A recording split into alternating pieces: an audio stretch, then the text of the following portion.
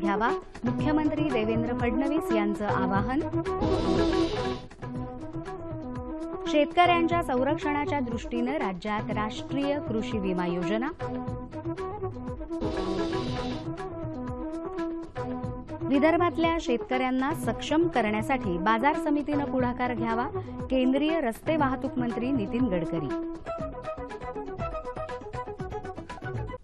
नमस्कार. कृषी वार्ता या बातमीपत्रात मी अर्चना अडावतकर आपलं स्वागत करते. आज धनत्रयोदशी आहे, तेव्हा आमच्या शेतकरी बांधवांना दीपावलीच्या हार्दिक शुभेच्छा. आता पाहूया कृषीविषयक सविस्तर वृत्त.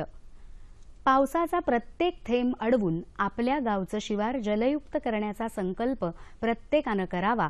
यासोबतच उद्योग समूह आणि स्वयंसेवी संस्थांनी राष्ट्रीय कर्तव्य म्हणून जलयुक्त शिवार अभियानासाठी पुढाकार घ्यावा, असं आवाहन मुख्यमंत्री देवेंद्र फडणवीस यांनी केलं आहे. नागपूर जिल्ह्यातल्या हिंगणा तालुक्यातल्या मौजा अंबाझरी इथल्या 36 किलोमीटर नाला खोलीकरण आणि रुंदीकरणाच्या कामाचा आरंभ मुख्यमंत्र्यांच्या हस्ते झाला. त्यावेळी आयोजित कार्यक्रमात ते बोलत होते. प्रत्येक गावातल्या पाण्याचा ताळेबंद ठेवून उपलब्ध तसंच आवश्यक पाणी गावाच्या शिवारातच पाणलोट विकासाच्या माध्यमातून उपलब्ध करून दिलं जाणार आहे. यासाठी माथा ते पायथा या प्रणालीनुसार जास्तीचं पाणी अडवण्यात येईल, असं मुख्यमंत्री म्हणाले. मागास भागातल्या 58,000 कृषी पंपांना वीज जोडणी दिल्यामुळेच शेतकऱ्यांच्या जीवनात सकारात्मक परिवर्तन होत असल्याचं त्यांनी सांगितलं. दुष्काळ हा नैसर्गिक नसून मानवनिर्मित असल्यामुळे निसर्गाने दिलेले नदी नाले समृद्ध करून आपण राज्य सुजलाम सुफलाम करूया, असंही मुख्यमंत्री यावेळी म्हणाले. शासनानं क श्रेणीच्या धान्याला 1,410 रुपये आणि अ श्रेणीच्या धान्याला 3,450 रुपये किंमत दिली असली तरीही गोंदिया जिल्ह्यातल्या शेतकऱ्यांना कृषी उत्पन्न बाजार समितीत अडत कापून 1,100 रुपये प्रति क्विंटल दरानं धान्य विकावं लागतंय. आधारभूत किमतीनं धान्य खरेदी करणारं केंद्र अजून उघडलं नसल्यानं शेतकऱ्यांवर ही परिस्थिती ओढवली आहे. धान्य खरेदी विक्री यासाठी इलेक्ट्रॉनिक वजन काटे वापरावेत असं शासनाचं परिपत्रक असलं तरी सुद्धा साध्या वजन काट्याचा उपयोग केला जातो. वारंवार नैसर्गिक आपत्तींना तोंड देणारा शेतकरी कर्जबाजारी होऊन निराश होतो. अशा शेतकऱ्याच्या संरक्षणाच्या दृष्टीने राज्यात राष्ट्रीय कृषी विमा योजना रब्बी 1999-2000 पासून क्षेत्र हा घटक धरून सुरू करण्यात आली आहे. या योजनेचा उद्देश पिकांच्या नुकसानीच्या अत्यंत कठीण परिस्थितीतही शेतकऱ्यांचं आर्थिक स्थैर्य अबाधित राखलं तसंच नुकसान प्राप्ती प्रमाणात शेतकऱ्यांना विमा संरक्षण देणं हा आहे. एका पिकासाठी आणि एका क्षेत्रासाठी शेतकऱ्याला एकाच बँकेत विमा हप्ता भरून सहभागी होता येईल. या संदर्भात तालुका कृषी अधिकारी कार्यालयाशी वा भारतीय कृषी विमा कंपनी जिल्हा मध्यवर्ती सहकारी बँक राष्ट्रीयकृत बँक यापैकी एका ठिकाणी संपर्क साधावा, असं आवाहन विनय कुमार आवटे अधीक्षक कृषी अधिकारी पुणे विभाग यांनी केलं आहे. गेल्या काही वर्षापासून मराठवाड्यातल्या शेतकऱ्याला दुष्काळाचा सामना करावा लागतोय. मात्र परभणी जिल्ह्यातल्या शेवडी गावातल्या शेतकऱ्यांनी झेंडूच्या फुलांची शेती हा नवा पर्याय स्वीकारलाय. पाहूया या शेतकऱ्यांची ही यशोगाथा. पिवळी आणि केशरी रंगाची ही झेंडूची फुलं किती छान दिसत आहेत ना. परभणी जिल्ह्यातल्या जिंतूर तालुक्यातलं 800 लोकवस्तीचं हे शेवडी गाव दुष्काळी परिस्थितीमुळे सोयाबीन, कापूस, तूर या पारंपरिक पिकांचं उत्पन्न मिळत नाही, म्हणून शेवडी गावातल्या शेतकऱ्यांनी झेंडूची शेती करायला सुरुवात केली. दरवर्षी पारंपरिक पिकं घ्यायचो, त्या पिकात काही उत्पन्न काय होत नसं. आता यावर्षी पण सोयाबीन 2दा पेरून गेलेली आहे, पण मी गावातले लोक जरा झेंडू लावायलेत म्हणून मी झेंडूकडे वळलो. तर आता माझ्या 4-5 पुढे आता नंबर 1 झेंडू आलेला आहे. सध्या शेतीला पुरेसं पाणी उपलब्ध नसलं तरी पाण्याचं योग्य नियोजन करून झेंडूची शेती छान बहरली आहे. यावर्षी तर 2 एकराला सोयाबीन 2 पोते 3 पोते झाले. आणि झेंडूचं कसं उत्पन्न आहे, त्याला पाणी लागतंय पण त्याची वाढ बी जास्त आहे आणि पैसा बी जास्त होतोय. जेव्हापासून आम्ही फुलशेती घेतो तेव्हापासून एवढा डेव्हलप झाला की 5 गुंठ्यामध्ये उत्पादन 1 एकर इतकं मिळते आम्हाला. फुलामध्ये आजपर्यंत आम्ही 6 ते 7 वर्षामध्ये जे 25 एकर जमिनीमध्ये जेवढं उत्पादन होत होतं तेवढं आम्ही 1 एकरामध्ये कमी लावतो. फक्त यावर्षी जरा दुष्काळी परिस्थिती आहे, त्याच्यामुळे थोडं उत्पादनात घट आहे. सणासुदीचा काळ असल्यानं झेंडूला बाजारात मोठी मागणी आहे. पुणे, मुंबई, औरंगाबाद, नाशिक आणि हैदराबाद इथे या झेंडूची विक्री केली जाते आणि नफा कमवला जातो. इच्छा तिथं मार्ग याची प्रचिती या शेतकऱ्यांच्या कृतीतून पाहायला मिळत आहे. आता पाहूया कृषी विषयक सल्ला. मराठवाडा विभागात किमान तापमानात घट सुरू झाल्यानं गव्हाच्या पेरणीसाठी हवामान अनुकूल बनत आहे. गव्हाच्या 10 किलो बियाणासाठी 250 ॲझोटोबॅक्टर जीवाणू संवर्धनासाठी बीज प्रक्रिया करावी. त्यामुळे नत्राचं स्थिरीकरण होऊन उत्पादन वाढतं. उगवून आलेल्या करडई पिकाला मावा किडींचा प्रादुर्भाव आढळून आला तर 5% निंबोळी अर्काची पहिली फवारणी करावी. आता पाहूया बाजारभाव.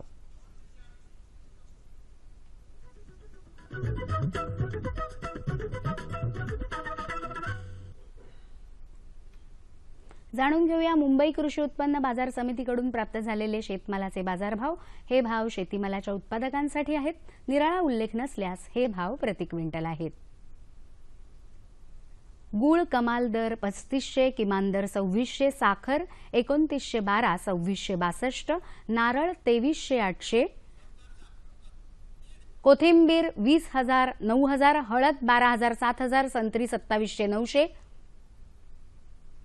अननस 2,500, 1,000, डाळिंब 14,000, 5,000 आणि कलिंगड 1,400 आणि 900. बाजारभाव विषयक अधिक माहितीसाठी www.agmarketnet.nic.in या संकेतस्थळाला भेट द्या. आता पाहूया हवामानाचा अंदाज.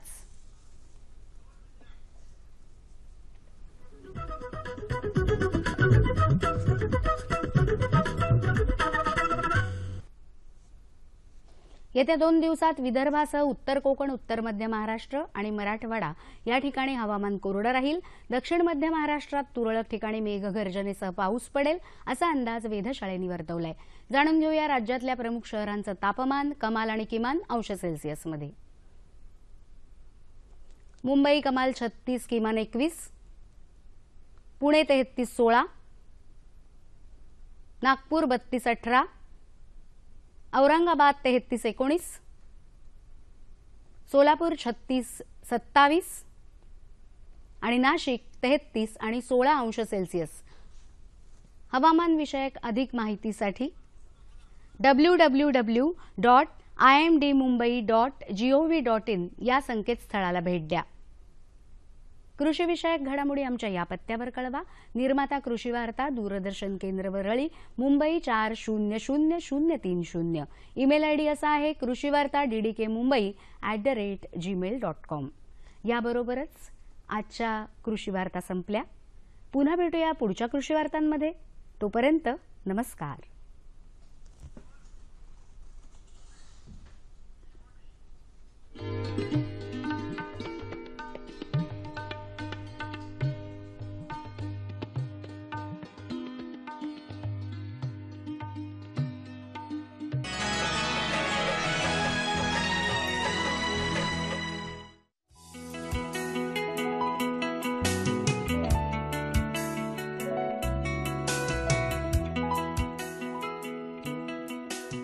शेतकरी बंधूंनो नमस्कार. आजच्या कृषी दर्शन कार्यक्रमामध्ये आपल्या सगळ्यांचं मनपूर्वक स्वागत. मंडळी, आजचा आपला विषय आहे हरभरा उत्पादन वाढीसाठी विशेष योजना. मंडळी, कडधान्याचं आपल्या आहारात किती महत्त्व आहे हे वेगळं सांगायला नकोच. प्रथिनांचा प्रमुख स्रोत असतात ही कडधान्य आणि त्यामध्ये सुद्धा हरभरा हा आपल्याला दररोज भेटणारा असं म्हटलं तर ते अतिशयोक्तीचं अजिबात ठरू नये. भजीपासून ते पुरणपोळीपर्यंत, बेसनाच्या लाडूपर्यंत या हरभऱ्यानं आपला आहार व्यापून टाकलेला आहे. या हरभऱ्याबद्दलच त्याच्या उत्पादन वाढीसाठी केंद्र शासन पातळीवर आणि राज्य शासन पातळीवर विशेष प्रयत्न केले जातात राष्ट्रीय अन्न सुरक्षा अभियानाअंतर्गत. या अभियानाबद्दलच जाणून घेण्यासाठी आपल्याला मार्गदर्शन करण्यासाठी आज आपण कार्यक्रमात आमंत्रित केलेला आहे श्री विजय कोळेकर यांना, जे कृषी आयुक्तालय पुणे इथं राष्ट्रीय अन्न सुरक्षा अभियानाचे उपसंचालक आहेत. तर आपण त्यांचं कार्यक्रमात स्वागत करूया. सर नमस्कार. कार्यक्रमात तुमचं मनपूर्वक स्वागत. सर, सगळ्यात प्रथम मला सांगा की आपल्या राज्यामध्ये कडधान्याची नेमकी स्थिती काय आहे? आपलं राज्य हे कडधान्य उत्पादकाच्या राज्य जेवढी आहेत देशामधले त्यापैकी अग्रेसर राज्य आहे आणि आपण तिन्ही हंगामामध्ये म्हणजे खरीप हंगाम, रब्बी हंगाम आणि उन्हाळी हंगामात कडधान्य पिकवतो. विशेषतः खरीप हंगामात आपण तूर, मूग आणि उडदाची पीक घेत असतो. रब्बीमध्ये आपण हरभरा पिकवतो आणि उन्हाळ्यात देखील आपण काही प्रमाणात मूग पिकवतो. आणि अशा प्रकारे हे तिन्ही हंगाम व्यापलेलं असं कडधान्य उत्पादनाचं आपलं जे राज्य आहे यामध्ये जवळपास दरवर्षी आपण दोन्ही हंगामात मिळून 36 लाख हेक्टरवर आपण हरभरा, तूर, मूग, उडीद अशी पिकं घेत असतो. आणि त्यातून दरवर्षी आपण सरासरी 24 लाख टन कडधान्याचं उत्पादन मिळतं. आणि हे आपण देशामध्ये मध्य प्रदेश, महाराष्ट्र आणि राजस्थान अशा 3 राज्यांमध्ये जास्तीत जास्त हे उत्पादन होत असतं. आणि म्हणून आपण मोठे उत्पादक तर आहोतच, एक चांगली गोष्ट आहे यामध्ये. त्याबरोबरच आपण जेवढ्या क्षेत्रावर आपण हरभरा आणि इतरही पिकं, तुरीचे पीक पिकवतो यामुळे शेतकऱ्यांना एक उत्पन्न स्रोत म्हणून आपण या कडधान्याकडे पाहतो आहे. आणि या कडधान्याच्या उत्पादकता राज्याची आपल्या जर पाहिली तर ती साधारणपणे देशाच्या सरासरीपेक्षा थोडीशी आज कमी दिसते आहे, एवढं मात्र निश्चित आहे. आणि 7 ते 8 क्विंटल हेक्टरी उत्पादन आपल्याला या ठिकाणी मिळतं आहे सगळ्या प्रकारच्या कडधान्याचे मिळून. आणि अशी आपली आज स्थिती आहे. आणि त्यातही पुन्हा पाहिलं तर भौगोलिकरित्या आपल्या राज्याच्या कोकणाचा काही भाग वगळता पूर्ण राज्यभर आपण कडधान्य पिकं घेतो. यात सांगायचं म्हटलं तर तुरीसारखं पीक आपण सलगपणे घेतो, आंतरपीक म्हणून घेतो सोयाबीन किंवा कापसामध्ये. आणि आता भाताच्या बांधावर देखील आपण तुरीचं पीक घेतो. तसं मूग आणि उडीदही घेतो. आणि हरभरा हे पीक आपण सलगपणे राज्यभर सर्वत्र जवळपास घेत आहे. सर, आपण अग्रेसर राज्य आहे आपलं असं म्हणालात तर ही सगळी स्थिती खरंच खूप आनंद देणारी आहे. पण डाळींचे आणि कडधान्यांचे वाढलेले भाव बघितल्यानंतर मात्र आपली फारच अगदी गाळण उडून जाते. तर त्याचं काय कारण आहे असं तुम्हाला वाटतं? आता आपलं अगदी रास्तपणे आपण सांगितलं की ग्राहकांच्या स्थितीतून आज बघितलं तर डाळींचे भाव बरेचसे वाढलेले आहेत. याच्यामध्ये उत्पादन गेल्या एक वर्षभरामध्ये मागच्या वर्षी विशेषतः जी काही टंचाई झाली होती सर्व देशभरामध्ये आणि त्याच्यामुळे हरभऱ्याचं उत्पादन किंवा इतर डाळीचं उत्पादन आपलं कमी झालेलं आहे. तुरीचं उत्पादन कमी झालेलं आहे फार मोठ्या प्रमाणामध्ये. मूग उडीद कमी झालेलं आहे. त्यामुळे हे उत्पादन कमी होणं हा एक त्यातला मुख्य भाग आहे की ज्यामुळे हे आज आपल्याला थोडीशी टंचाईसारखी परिस्थिती निर्माण झालेली दिसते आहे. आणि त्यामुळे भाव वाढलेले आहेत. पण त्याबरोबरच दुसरी बाजूने पाहिलं तर डाळींचं एकूण जे कन्झम्पशन म्हणू आपण त्यांना किंवा डाळी खाण्याकडेचा कल आता वाढतो आहे. हे एक चांगली बाजू म्हणता येईल आपल्याला की आहार दृष्टिकोनातून डाळींचं महत्त्व लोकांना हळूहळू पडत चाललेलं आहे. त्यामुळे या डाळी सकाळच्या पासून ते अगदी संध्याकाळच्या वरणापर्यंत वापर वाढलेला आहे डाळींचा. आणि ते कारण आपल्याकडे होऊ शकतं की मागणी वाढलेली आहे. निश्चितच शाकाहारींसाठी तर प्रथिनाचा प्रमुख स्रोत असल्यामुळे कदाचित या मागणीमध्ये वाढ झाली असेल असं आपण म्हणूया. आता हरभरा उत्पादनाबद्दल आपण बोलतो आहोत तर या उत्पादनामध्ये म्हणजे हरभऱ्याच्या पिकासाठीच्या कोणत्या समस्या शेतकऱ्यांना भेडसावतात? तुमचा काय अभ्यास आहे? असं आहे की हरभऱ्याचं उत्पादन जे व्हायला हवं आहे म्हणजे आपण सरासरी जर बघितलं तर आज ज्या चांगल्या जाती ज्या आपण म्हणतो आहेत विजय, दिग्विजय, विकास, विराट ह्या जुन्या जाती आहेत. आणि विजय, दिग्विजय आता नवीन आहे, जाकी जात आलेली आहे. आता या सगळ्या वाणांचं उत्पादकतेची जर पातळी पाहिली आपण निश्चितपणे 12 ते 15 क्विंटल सहज यायला हवी आहे. पण आज आपल्याला ती 8 क्विंटलच्या आसपास कुठेतरी ती शेरावलेली दिसते आहे. मग ही उत्पादकता कमी का आहे याचा विचार केला. आमचा अभ्यास सांगतो असा की एक मुळात रब्बीच्या हरभरा पिकाला विशेषतः या सिंचनाची गरज असते. खरं म्हणजे 2 ते 3 सिंचनाची आवश्यकता असते. आपण तेवढ्या प्रमाणामध्ये सिंचन देत नाहीये त्याला. हा एक भाग आहे. बऱ्याच ठिकाणी हरभरा हे जमिनीच्या अंगभूत ओलीवरच ते पीक घेतलं जात असतं. तेव्हा वेगळं सिंचन देत नाही. हा एक भाग त्यात आहे. दुसरा असा आहे की ह्या पिकाचे उत्पादन वाढवण्यासाठी आपल्याला त्याला जे काही पोषण द्रव्य अन्न व्यवस्थापनाची गरज असते आणि तशा प्रकारच्या व्यवस्थापनामध्ये काही ठिकाणी शेतकरी आपला कमी पडतो आहे असं आपल्याला दिसेल. नवीन वाहनांचा वापर देखील वाढला पाहिजे आहे. त्यातही काही कमतरता आपल्याला काही ठिकाणी काही भागामध्ये विशेषतः आपल्याला दिसून येते आहे. आणि एकूणच हरभरा पिकाकडे बघण्याचा दृष्टिकोन जो आहे की एक कॅश क्रॉप म्हणून आपण ज्याला किंवा हे पैसा देणारं पीक आहे असा दृष्टिकोन तयार होण्याची आज अजून गरज आहे. थोडक्यात आपण या अभियानाकडे वळण्यापूर्वी थोडक्यात शेतकऱ्यांना मार्गदर्शन करूया की या पिकाची काळजी घेणं किंवा त्याची चांगली उत्पादन त्याचं होण्यासाठी काय आपण नेमकी खबरदारी घेतली पाहिजे, कोणत्या गोष्टी आपण अवलंबल्या पाहिजेत त्याबद्दल थोडक्यात शेतकऱ्यांना मार्गदर्शन. अगदी बरोबर आपण बोलला की खरं म्हणजे उत्पादन वाढवायचे असते नेमकं काय करायचं. करायचं. अगदी पहिल्यात महत्वाचं पीक गोष्ट आहे की हरभरा पीक हे मुळातच चांगल्या जमिनीवर लागवड त्याची केली पाहिजे आहे. मध्यम ते भारी जमिनीवर, सुपीक जमिनीवर लागवड केली पाहिजे आहे. त्याबरोबरच चांगलं सुधारित बियाणं, जसं आता बोललो की गेल्या 15 वर्षांमध्ये निर्माण झालेल्या जातींचं बियाणं लोकांनी, शेतकऱ्यांनी वापरलं गेलं पाहिजे आहे. हे करत असतानाच हरभऱ्याची जी काही वेळ आहे पेरणीची ती सांभाळली पाहिजे आहे. आणि त्याबरोबरच उत्पादन वाढवत असताना उत्पादनाचा खर्च कमी करण्याकरता म्हणून अचूकपणे पेरणी व्हावी, वेळेवर पेरणी व्हावी, वेळेवर लागवडीच्या कामं सगळी व्हावी म्हणून यांत्रिकीकरणाकडे देखील लोकांनी वळलं पाहिजे आहे. हे आणि ह्याबरोबरच मग शेवटी आपण मधल्या काळात फार महत्वाची गोष्ट आहे ती म्हणजे संरक्षित पाण्याचे 1 ते 2 पाणी, 2-3 पाण्यावर चांगला हरभरा येतो, पण किमान 2 पाणी द्यायलाच हवी आहेत, तर ते पीक चांगल्या प्रकारे आपलं येऊ शकतं.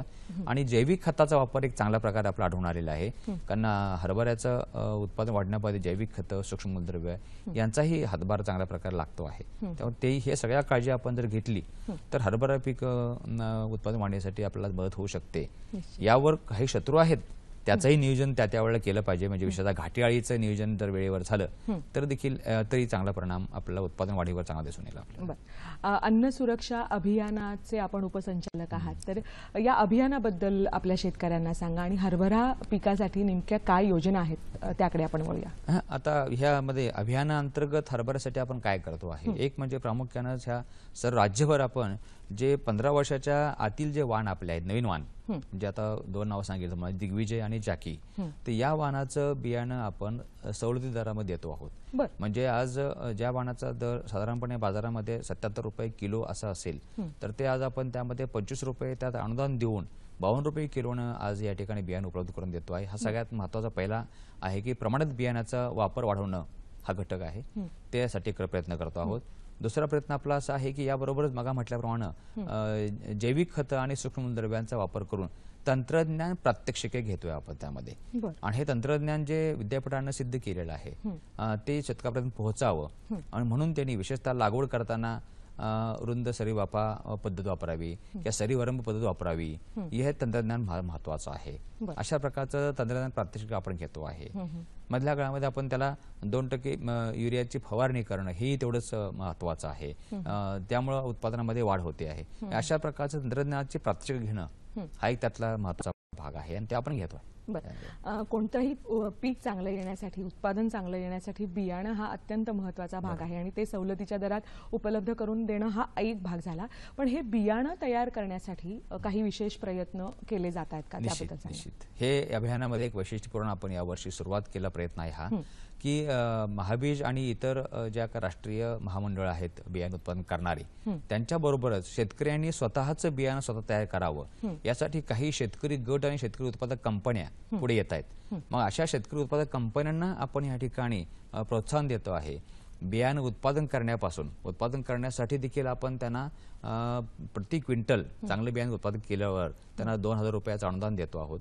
यानंतर बियाणं उत्पादन केलेलं बियाण्याची प्रक्रिया करण्याकरता बीज प्रक्रिया युनिट उभारणं शेतकऱ्यांना करायचं असेल गटांना, तर युनिट उभारणी करता म्हणून आपण साधारणपणे एक 20 लाखाचं युनिट उभा जर केलं तर त्याला 50% सबसिडी आपण त्यात देतो आहे. 10 लाखापर्यंत अनुदान मिळू शकतं. आणि हे बँकेचं कर्ज घेऊन त्यांनी जर हे पूर्ण युनिट प्रकल्प उभा केला तर त्याला हे लागू आहे. उत्पादन केलं बियाणं साठवणुकीसाठी गोडाऊनची गरज असते. अशा प्रकारचे गोडाऊन्स आज फार कमी आहेत. मग उत्पादक कंपनीला वाटलं की आम्हाला गोडाऊन उभा करायचं आहे, तर आम्ही 25 लाखापर्यंत गोडाऊन उभा जर त्यांनी गोडाऊन उभा केलं तर त्या गोडाऊनला 50% हे 12.5 म्हणजे 12.5 लाख रुपये आपण सबसिडी त्यात देतो आहे. आणि हा एक बँकेबल प्रोजेक्ट त्यांनी जर केला तर त्याला अनुदान आहे. आणि चौथ्या टप्प्यात म्हणजे जेव्हा बियाणं साठवलं तर पुढच्या हंगामात बियाणं पुन्हा विक्री करेल. विक्री करण्यासाठी म्हणून पुन्हा त्यांना आपण अनुदान देतो आहोत, म्हणजे वितरण अनुदान त्याला म्हणू आपण.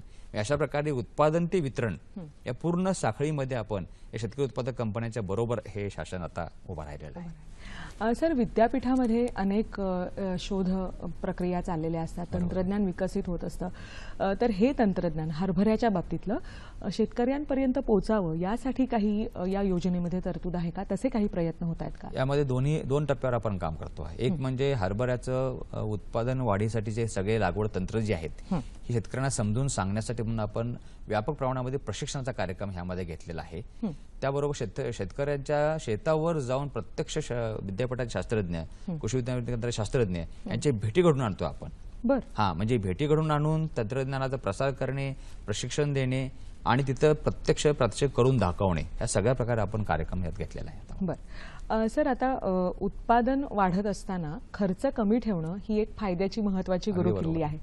तर आता यामध्ये अनुदान या तत्वावर यांत्रिकीकरण किंवा शेतीचे हे जे महत्वाचे विभाग आहेत, तर त्याची काही तरतूद आहे का? त्यासाठी काही सहाय्य केलं जात आहे का? अत्यंत चांगला हा खरं म्हणजे प्रश्न आपला आहे की ज्यामध्ये उत्पादन वाढवणं जेवढं सोपं आहे, पण उत्पादन खर्च कमी करणं हे फार अवघड झालेलं आहे. बरोबर. पण आणि मजुरीचा खर्च त्यामध्ये वाढलेला सुद्धा आहे. मजुरीचा खर्च फार किंवा वाढलेला आहे त्यामध्ये. जनावरांचा खर्च आहे. अगदी बरोबर आहे त्यामध्ये. आणि सध्या बैलांची संख्या कमी होत चाललेली आहे. म्हणजे शेतकऱ्याकडे आज कुटुंब लहान होणं, बैल कमी होणं आणि त्यामुळे साहजिकच मजुरीचा खर्च वाढतो आहे आणि मजुरी उपलब्धताही कमी होत चाललेली आहे. त्यामुळे यांत्रिकीकरण हा खरं त्यावर चांगला उपाय आहे. आणि म्हणून मशागतीपासून ते मळणीपर्यंत ही मशागत ते मळणी यंत्र सगळी उपलब्ध आपल्याकडे आहे. बरं. मशागत करायला तुम्हाला अगदी ट्रॅक्टरला धरून तुमचा नांगरट असेल, त्यामध्ये रोटावेटरचा वापर केला आपण तर रोटावेटरचा चांगल्या प्रकारे मशागत आपल्याला करता येते. पेरणी करण्याकरता आपल्याकडे ट्रॅक्टरला चालित अशा प्रकारची पेरणी यंत्र आहेत. पेरणी करताना आपण बियाणं खतं एकत्र जावीत, खत टाकता यावीत म्हणून त्यासाठी आपल्याकडे बीबीएफचे यंत्र उपलब्ध आहे. गादी वापाई पेरणी करण्याकरता बीबीएफचा चांगला वापर होतो आहे. हे काय अंतर्मशागती करता आपल्याकडे कोळपणी करण्याकरता, निंदणी करण्याकरता यंत्र आहेत. त्याबरोबरच औषध फवारणी करता चांगल्या प्रकारचे फवारणी पंप, सुधारित फवारणी पंप, हे पूर्वीसारखे केवळ हाताने हलवण्यापूर्वीपेक्षाही आज बॅटरीवर चालणारे फवारणी पंप आलेले आहेत. त्याच्या प्रकारचे पंप या ठिकाणी उपलब्ध आहेत. ह्या सगळ्या यांत्रिकीकरणाचा करता करता आपण अगदी काढणी आणि मळणी करण्याकरता देखील मळणी यंत्र उपलब्ध झालेली आहेत. म्हणजे सगळ्या टप्प्यामध्ये आज आपल्याला यांत्रिकीकरण करू शकतो. आणि हे यांत्रिकीकरणाचा फायदा शेतकऱ्याला जर घ्यायचा असेल, जसं तुम्ही म्हटला की कशा प्रकारे त्याला फायदा घेता येईल, आम्ही यावर्षी धोरण ठरवलेलं आहे की आपलं राज्याचं एक कृषी उद्योग महामंडळ आहे जे यांत्रिकीकरणासाठी फार मोठ्या प्रमाणात काम करतं. शेतकऱ्याला जे हवं आहे, जे यंत्र त्याला ज्या कंपनीचं पाहिजे आहे, त्यांनी महामंडळाकडे मागणी नोंदवावी आणि महामंडळाकडे त्या यंत्राच्या साठी जी काही किंमत असेल ठरवलेली राज्यानं, किंमत पूर्ण भरावी त्यांनी आणि ते यंत्र घ्यावं. आणि एकदा यंत्र घेतलं की मग आमचा कृषी विभागाचा अधिकारी तो तपासून घेईल आणि त्यानंतर त्या यंत्रासाठी म्हणून जे काही देय अनुदान आहे ते सरळ शेतकऱ्याच्या खात्यावर आम्ही जमा करणार आहोत. आणि असं ह्या वर्षी आम्ही सुरुवात केलेली आहे. यासाठी म्हणून या वर्षीची नवीन ही बाजू आहे त्यामध्ये. आणि त्यासाठी शेतकऱ्यांनी संपर्क आपल्या साहजिकच म्हणजे तालुक्याच्या कृषी अधिकाऱ्याला सांगितलं, साधला तर ते एकूणच याबद्दल आपण शेतकऱ्यांनी त्याचा कसा लाभ घ्यायचा याकडे वळूच या सर. पण त्याचबरोबर आता हरभरा लागवड करणारे जे शेतकरी आहेत तर त्यासाठी सिंचन फार महत्वाचं आहे असं तुम्ही म्हणालात. तर यासाठी शासनाकडून नेमकी काय शासनाची भूमिका आहे, कोणते प्रयत्न केले जात आहेत त्याबद्दल सांगा. जसं आपण भर देतोय की सिंचनाशिवाय उत्पादन चांगलं येणार नाहीये. बरोबर. मग त्यासाठी 2 टप्प्यावर आपण काम करतो आहे. एक म्हणजे सिंचन सुविधा निर्माण करणे. यासाठी संरक्षणासाठी पाणी कसं उपलब्ध करता येईल, जसं आता सध्या जलयुक्त शिवार अभियान जे चालू आहे तशाच एक भाग म्हणून शेततळी हा जो भाग आहे, शेततळ्याचं जर हरभरा उत्पादक लोकांनी एकत्र येऊन सामूहिकपणे किंवा वैयक्तिकपणे जर शेततळ निर्माण केलं तर त्या शेततळ्याच्या खोदाईच्या खर्चाच्या 50% अनुदान शासन त्यांना द्यायला तयार आहे. एक भाग आहे. निर्माण केलेल्या शेततळ्यातून किंवा त्याच्या असलेल्या विहिरीतून पाणी उपसा करण्यासाठी म्हणून त्याकडे शेतकऱ्यांना डिझेल पंप, विद्युत मोटर पंप हे देखील आपण 50% अनुदानावर देतो आहे. त्याच्या पुढे जाऊन एकदा शेतकरी उपसा पाणी करेल, त्यानंतर मग ते पाईप लागेल त्याला, यासाठी पाईपसाठी आपण तरतूद करतो आहोत. आणि हे पाणी चांगल्या प्रकारे काटकसरीनं देणं गरजेचं आहे आणि म्हणून तुषार सिंचनची गरज आहे. तर म्हणजे तुषार सिंचनासाठी देखील त्याला शेतकऱ्याला आपण त्या सेटवर 50% अनुदान देतो आहोत. म्हणजे पाणी निर्माण करण्यापासून ते पाणी देण्यापर्यंत सगळ्या टप्प्यावर आपण या ठिकाणी शेतकऱ्यांना सहकार्य करत आहोत. थोडक्यात जर आपण या सगळ्या अनुदानाचा किंवा या सगळ्या योजनेचा गोषवारा घ्यायचा म्हटला तर हेक्टरी येणारा खर्च आणि त्यामध्ये अनुदानाचं प्रमाण याचं काय आपल्याला प्रमाण सांगता येईल? आता हे अनुदानाचा भाग जो आहे ना तो प्राथमिक स्वरूपात आपण देत असतो. म्हणजे यामध्ये मागणी जशा प्रकारे वाढत जाईल तसं साहजिकच शासनाचा धोरण त्याप्रमाणे आहे की त्याचा अनुदान देत राहतो आपण. तथापि प्रातिनिधिक स्वरूपात एवढ्यासाठी आहे की शेतकऱ्याच्या गटाने एखाद्या ठिकाणी उत्पादन वाढले हे समजलं की त्याचं अनुकरण त्यांनी इतर ठिकाणी करावं. अशा प्रकारे म्हणजे अनुदानाच्याच माध्यमातून शेती पूर्ण होणार नाहीये. म्हणून आपण त्याचा तंत्रज्ञानाचा वापर वाढणं, यांत्रिकीकरण वाढणं, आपोआपच त्यामध्ये उत्पादन वाढणार आहे. आणि मग याचं ज्यावेळेला त्याचं मूल्य कधी कळेल शेतकऱ्यांना, जेव्हा ते बाजारपेठेमध्ये जाईल आणि तिथून ज्यावेळेला त्याला उत्पन्न मिळेल चांगलं, तेव्हा त्यांना कळणार आहे की साहजिकच हे अनुदान आपल्याला कमी पडते, परंतु उत्पन्न वाढल्यामुळे आपला फायदा होणार आहे. म्हणजे थोडक्यात असं आपण म्हणू शकतो की केवळ अनुदान मिळतंय म्हणून हरभरा उत्पादन वाढीकडे न वळता आपल्याला त्याच्यातनं पुढे जाऊन आणखीन लाभ मिळवायचे आहेत असा जर उद्देश शेतकऱ्यांनी ठेवला तर त्यांचा नक्कीच फायदा होऊ शकेल. निश्चित. शेवटची जी साखळीतला शेवटचा भाग म्हणजे विक्री आणि त्याचं विपणन, तर त्यासाठीची तरतूद नेमकी कशी आहे, त्यासाठीचं काही सहाय्य आहे का? सगळ्या टप्प्यावर आपण जसं म्हटलं की शासन आहे मदतीला, तसं यामध्ये विक्री व्यवस्था आणि त्यामध्ये विक्री व्यवस्थेमध्ये कसं असतं, आता हे कडधान्याच्या उत्पादनाचा शेवटचा जो भाग आहे तो म्हणजे डाळ आहे. म्हणजे याचे जर कडधान्याचं उत्पादन डाळीमध्ये करायचं, रूपांतर करायचं आपल्याला आहे, तर त्यामध्ये डाळ मिल हा एक महत्वाचा टप्पा येतो म्हणजे प्रक्रिया करण्यासाठी. म्हणजे यासाठी लहान स्वरूपात ते मिनी दाल मिल जर शेतकऱ्यांच्या गटाने घेतल्या तर मिनी दाल मिल घेतल्यावर त्यासाठी आपण 500 त्याला अनुदान देतो आहोत. त्या उभारणी करण्याकरता सहाय्य आहे.